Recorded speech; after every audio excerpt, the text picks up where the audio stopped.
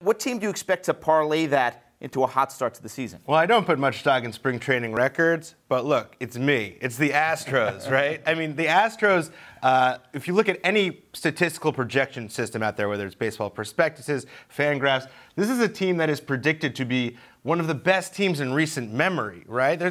These projection systems tend to be down the middle of the road. They have them winning 99, 100 games as a starting point. They are not just better than they were last year when they won the World Series, they're much better, entering the season with 2 more aces than they had last opening day in Garrett Cole and Justin Verlander joining Dallas Keuchel.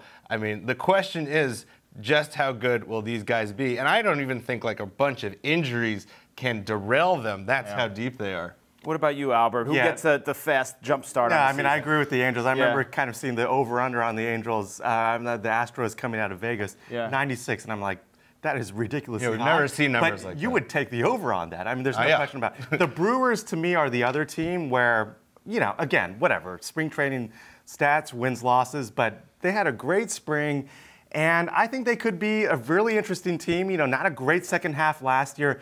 Was one of the few teams that made some aggressive moves over the offseason, Lorenzo Cain and Christian Yelich. And I think those two guys will be fascinating to watch. Yelich moving over to a very hitter-favorable ballpark. And the Brewers, I think they're going to be in the mix. You know, I think like we talked about races and what's going to be interesting this season. And I think the NL wildcard race will be interesting with the Cardinals, you know, Diamondbacks and Rockies.